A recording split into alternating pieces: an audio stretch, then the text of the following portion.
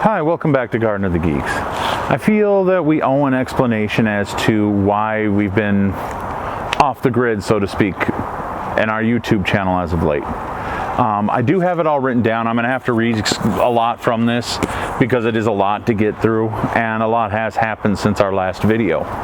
So without any other ado, let me just get right into this. I'm going to be reading off my notes a lot, so if you see me looking down, that's what I'm doing.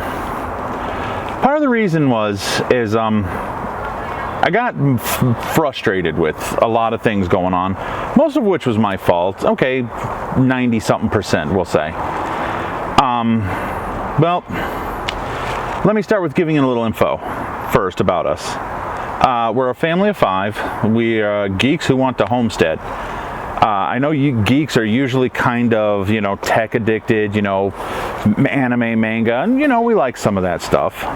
But technically, geek can be defined as someone who has become extremely excited or enthusiastic, wow, that should go on the blooper reel, but hey, you get it live, about a subject. So, really, most passions that we all have out there, gardening, homesteading, taking care of chickens, you can be considered a geek about that, which is part of our mantra, everyone's a geek about something. But anyways, we are homesteaders, we want to be homesteaders, but don't get us wrong, we are geeks about several things. We like to go to Comic-Cons, we like to play board and video games, science fiction, and that's just a few of the things. Now that I've defined that, I want to let you know that we've been wanting to homestead for about 10 years. With this in mind, after we moved here to Arizona about almost 8 years ago now, we had scrimped, saved, and done a few things, and we bought 3.75 acres of property in Pinal County. This is where most of my fault comes in. I didn't do the research, and I didn't realize that Pinal County is the absolute strictest when it comes to codes. Basically, it comes down to this. We can't use our property till we put in a septic, we put in electric, and put in a house. And all those permits and everything adds up to about $7,000 just for permitting.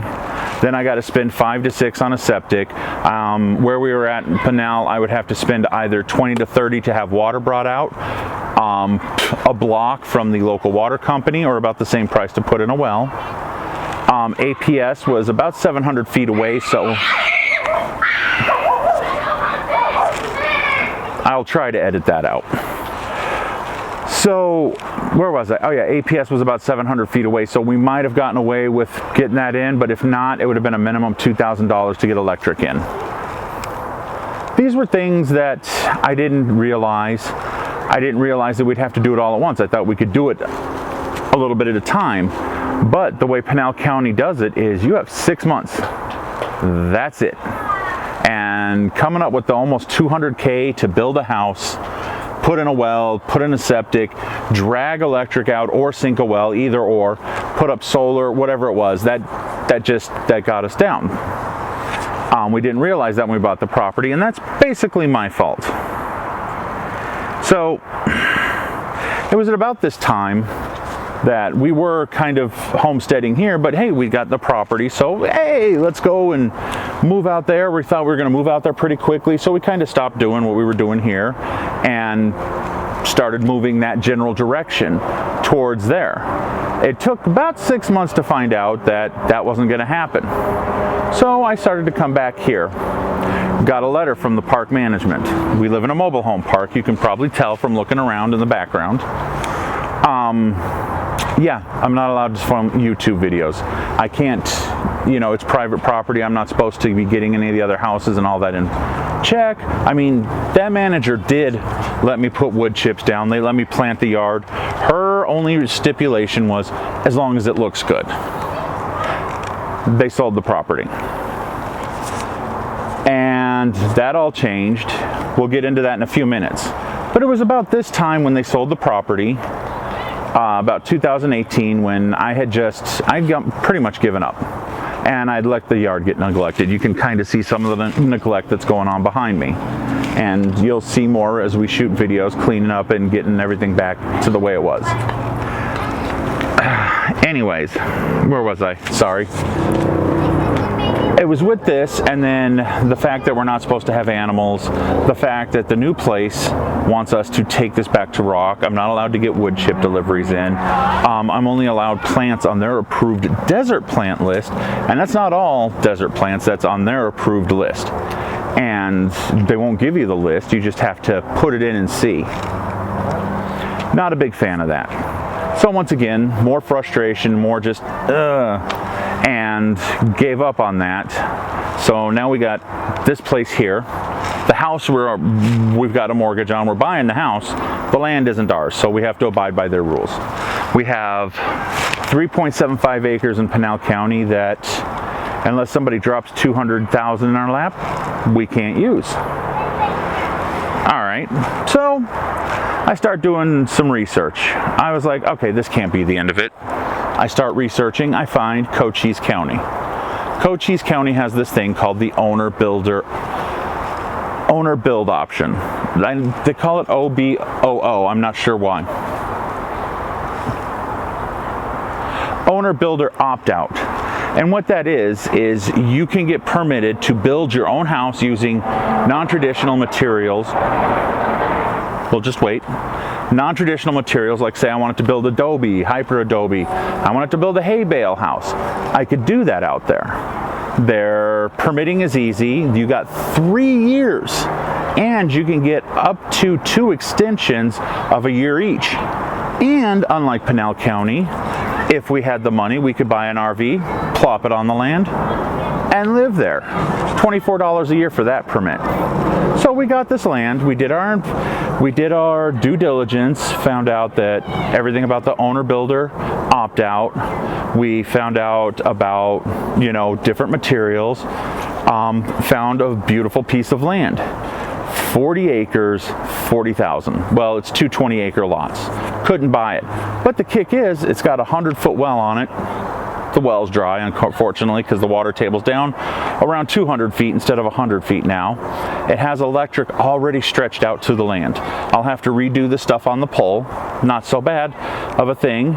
Septic, I already got that permitted. I already got that inspected. I got all the permits I need to go. Beautiful, right? Got all the permits, got everything good to go. There was one problem. Even though when we signed and bought the property, in the legal description for the property, it says legal and physical access. They're 2 different things. Legal access means I have a right to go and use that land. Physical means there's no obstructions, like say a canyon, a crater, a minefield, or in our case, a cattle rancher's gate. Because the property we're on is behind a gate that somebody has fenced off, and in Arizona you have open range laws, which means he can graze his cattle there whenever he wants, however long he wants, and I have to protect to keep him off my land. Okay, well, he's got a gate across the road, the only absolute only access to my property. He's got a gate across it. And when we were looking at it, and when we were getting ready to buy it, and for the first couple of months, we had the code. He changed the code. He wants us to sign a waiver signing away all our rights if the cattle get out. But what that means is, if the cattle get out and get hurt, we have to pay for the cattle, and we have to pay for the damage they cause. And it doesn't matter who does it. He could come over, kick the gate open, let all his cattle out, let them get on the freeway, and cause all kinds of damage and be like, well, y'all owe me a new herd.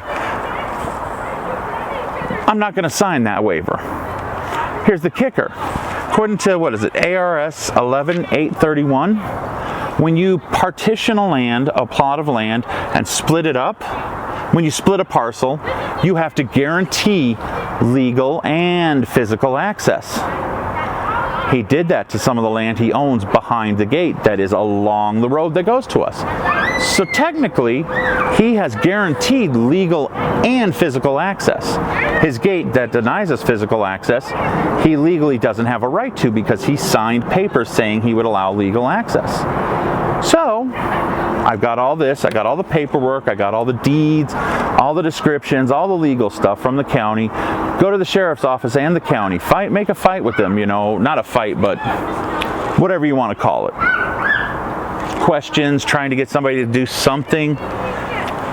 Come to find out, the only thing they're going to do is arrest me for criminal damage when I cut the frickin' lock to the frickin' gate, even though I have access. So now I have to start a legal battle, because originally this person was working for us. We were going to put in a cattle guard. We were going to split the cost. I was fine. He hasn't returned my calls in almost a year. Won't answer, won't nothing. Nothing. So now I have no access to my land. I'm going to have to start a legal battle. Even though I have the legal right, the minimum it's going to cost me is $20,000. It can cost upwards of, according to the lawyers I've spoken with, $300,000 just to get access to land I own and have the right to. So we got frustrated. We stopped doing videos altogether. I mean, I got frustrated. I stopped doing videos altogether. I mean, I can't use my land in Pinal. I can't use the land we're on now. And I can't use the 40 acres I have in Cochise, which is the one we really, really fell in love with. I mean, oh man, you gotta see it, it's beautiful. But we can't use it. We can't even get to our land. The only access, and it's named roads that I got to name. There are legal ingress and egresses. Sorry, according to, and this is part of the reason why we want to move out to the 40. Legal ingress, egress, and we're done. We can't use it. So we've come full circle. We are now back here on this .006 2,800 square foot piece of dirt that I have to put rock on. I'm going to have to put back to rock. I'm going to have to chop everything. These giant eucalyptus, these two giant eucalyptus behind me, I'm sure you can see them. $2,000 a piece to take out if I sell this place. But I have to. I have to take them out. I have to bring this back to their standards if I sell this. So now I'm stuck here. So you know what? Screw them. I'm going to start urban homesteading on this plot. And if they don't like it, they can take a flying leap. And hopefully I'm going to get enough money through YouTube or whatever, knock on wood, that maybe at some point in the future I can initiate homesteading on one of my two properties. I would love it if I could get out to Cochise. I mean, I'm right off the Wilcox Playa. I mean, we got a beautiful view of that. Mountains on 3 directions. You couldn't ask for better. Dark skies, my wife and her astrophotography. She could take beautiful pictures and photos. I mean, and so many more things and projects we could do. I could actually live out a lifelong dream I've had. If I could homestead, I could get out there, I could grow enough food for my family and a lot of excess so that I can give it to other families and other people who need it, because right now, people need food. Last year they needed it. 10 years from now, they're gonna need food. So if I can provide that to someone who needs it, that would be great. And I need to check my notes, sorry.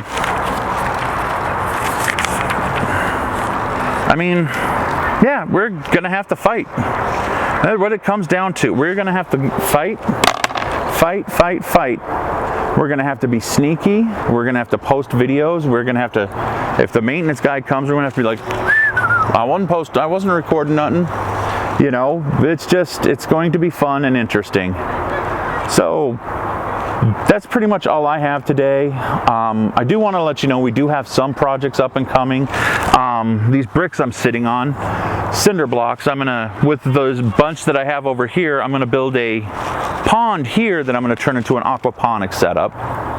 I'm going to bring the fence the rest of the way across to my house, and I'm going to, you know, put a gate about here. and we're going to be planting a guava here soon. I'm going to be doing a lot of things in pots, and a lot of stuff that I would have to do kind of like in an urban environment if I were on like a balcony or something. So hopefully I can share some of that information with some people, and you know, if anything I can put out there help somebody, that's awesome. So that's really it for here. I mean, the aquaponics and the guava tree planting. I am going to be shredding a bunch of stuff probably tomorrow and making a video using the Sun Joe finally. This is the second time I've shot this one. The first time the audio was so horrible, but now I've got a little lapel mic, which that was probably really loud, sorry. So hopefully from here on out we'll be doing better, and we're going to try to stick to a Friday schedule with a homesteading video. Whether that's canning or something out here, we'll see what we can do. Well, thank you for watching this far. And if you're still here, please like, comment, subscribe. It'll greatly help me out. And remember, everyone is a geek about something. Thanks for watching.